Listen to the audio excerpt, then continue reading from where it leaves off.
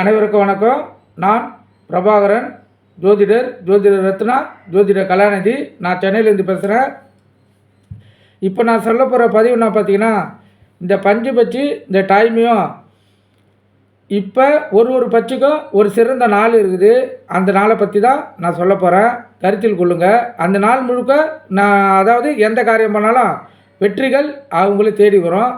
முதல்ல டைமை சொல்கிறேன், அதுக்கப்புறம் அந்த கிழமைகளை சொல்கிறேன். கருத்தில் கொள்ளுங்கள்.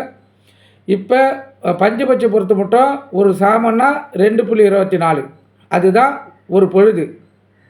இப்போ காலையில் 6 மணிக்கு தான் சூரிய உதயம்னு வச்சுங்க. அது தோராயமாக 5:45 குதிக்கலாம், 5:40 குதிக்கலாம், 6:05 குதிக்கலாம். அது ஏற்கனுடைய செயல். அது நார்மலாக நம்ம பார்த்திங்கன்னா 6 மணிக்கு தான் பஞ்சாங்கத்து அடிப்படையிலும் விஞ்ஞானிகளும் அந்த 6 மணி டைமு தான் எடுப்பாங்க. அது அடிப்படையில் பார்த்திங்கன்னா ஒரு சாமன்றது 6லிருந்து காலையில் பகல் பொழுது சொல்கிறேன், காலையில் 6 மணிலேருந்து காலை 8:24 முடிஞ்சிடும். அதான் ஒரு சாமம். இப்போ ரெண்டாவது சாமம் பார்த்திங்கன்னா 8:24 10:48, மூணாவது சாமம் 10:40 10:48 1:12, அதான் மதியம் மூணாவது சாமம். நாலாவது சாமம் 1:12 3:36, அஞ்சாவது சாமம் 3:36 6 மணி.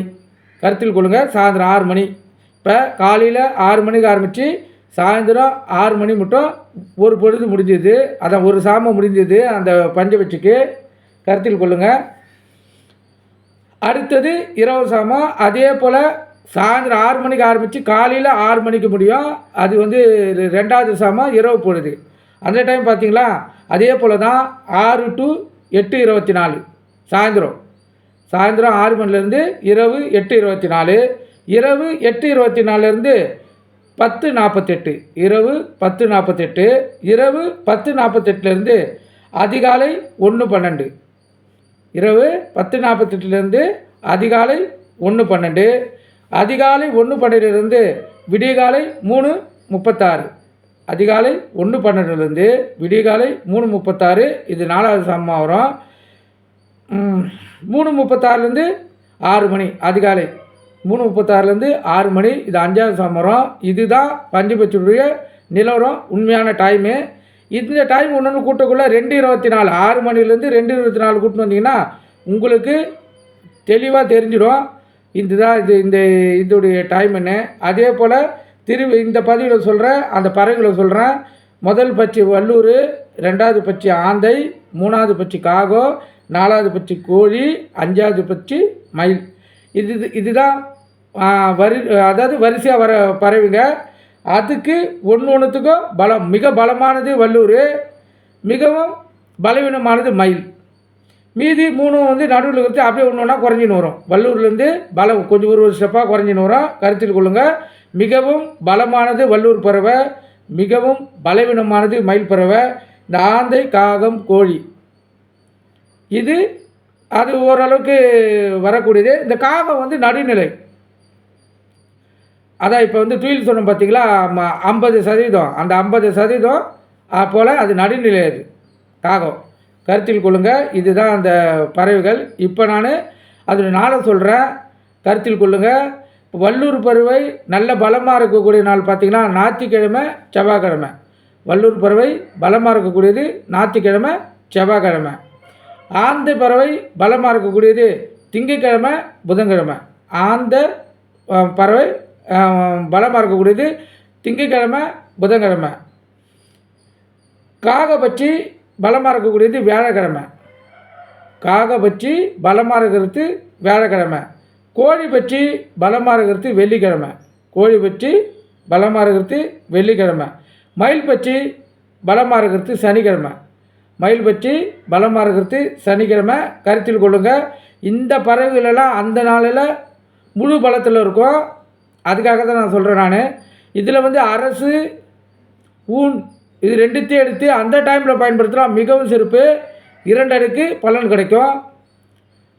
இப்போ எங்கன்னா இப்போ ஊருக்கு போகிறாங்க, முக்கியமான இடத்துக்கு போகிறாங்கன்னா இப்போ நான் சொன்ன நாளுகளை தேர்ந்தெடுத்து போனால் பாதுகாப்பாக போயிட்டு பாதுகாப்பாக வரலாம். ஏன்னா அந்த பட்சி உங்களை காப்பாற்றும், 100% காப்பாற்றும். நீங்கள் நம்பலாம். ஜோதிடத்தின் அடிப்படையில் சரி இப்போ இயற்கையின் அடிப்படையில் ஒரு மனிதன் எப்படி பிறந்து இறக்கிறானோ, மர்மமான ரகசியமாக இருக்குதோ, அவனுடைய ஆத்மா எங்கே செல்கிறது என்று அதை கருத்தில் கொள்ளுங்க. அதுதான் உண்மை நிலவரம். இப்போ ஜோதிடத்தை வந்து நிறைய பேர் நம்ப மாட்டாங்க. நம்பாதவங்களுக்கு ஒரே ஒரு சின்ன கருத்து, இப்போ பூமியில் எத்தனையோ பேர் பிறந்திருக்காங்க, எத்தனையோ பேர் இறந்துருக்காங்க, அவங்க ஆத்மாலாம் எங்கே போகுது, அதை கொஞ்சம் நீங்கள் சிந்தித்து பாருங்கள். கடவுள் இல்லாமல் இந்த உலகம் இல்லை, ஜோதிடர் இல்லாமல் நாம் இல்லை. நம்மளுடைய பிறப்பின் ரகசியத்தை சொல்லக்கூடியதே ஜோதிடம் தான். ஒரு மனிதனை எந்த நிலைக்கு வாழ வைக்கணும், அதாவது அவர் எப்படிப்பட்ட வாழ்க்கையை வாழணும் என்பதை தீர்மானிக்கிறது ஜோதிடம். ஆனால் ஜோதிடத்தை தீர்மானிக்கிறது நம்மளுடைய போன பிறவி கர்மா, முன்னோர்களுடைய கர்மா. இது ரெண்டும் சேர்ந்து தான் நம்மளுடைய இந்த பிறவி வாழ்க்கையை 100% தீர்மானிக்கிறது. இதை தெளிவாக கருத்தில் கொள்ளுங்கள். ஏன்னா இந்த பூமியில் பிறக்கும் ஒரு மனிதர்களுக்கும் 6 அறிவு தான். ஆனால் அந்த 6 அறிவை பயன்படுத்தி எல்லாருமே விஞ்ஞானி ஆகிறது கிடையாது, எல்லோருமே டாக்டர் ஆகிறது கிடையாது, எல்லோருமே இன்ஜினியர் ஆகிறது கிடையாது. இதை கருத்தில் கொள்ளுங்கள். சில பேர் அவங்க கர்மாவின் அடிப்படையில் இந்த உயர்ந்த பதவியில் அடைகிறாங்க. சில பேர் கர்ம அடியில் மிகவும், அதாவது அவங்கள போல் வசதியான வாழ்க்கை இல்லாமல் எளிமையான வாழ்க்கை வாழ வேண்டிய சூழ்நிலை வந்துடுது. இதுக்கும் கர்மா தான் காரணம். இப்போ யாசகம் கேட்குறாங்க, தர்மம் எடுக்கிறாங்கன்னா அதுக்கும் முழுக்க கர்மா தான் காரணம். அதை கவனத்தில் கொள்ளுங்கள். இதுதான் 100% உண்மை. இறைவனால் படைக்கப்படும் மனிதர்கள் வாழ்க்கையை தீர்மானிக்கிறது இயற்கை தான். அந்த இயற்கையை தீர்மானிக்கிறது இறைவன். நம்ம அதை எப்படி தெரிஞ்சுக்கலான்றது சொல்கிறது தான் ஜோதிடம். இந்த அடிப்படையில் தான் ஒரு மனிதனுடைய பிறப்பு ரகசியம் இருக்குது. கருத்தில் கொள்ளுங்கள். நன்றி, வணக்கம். இந்த பதிவு உங்களுக்கு எவ்வளோ பிடிச்சிருக்குதுன்னு பார்த்துட்டு லைக் பண்ணுங்கள், ஷேர் பண்ணுங்கள், சப்ஸ்கிரைப் பண்ணுங்கள், பெல் பட்டன் அழுத்துங்க. நன்றி, வணக்கம்.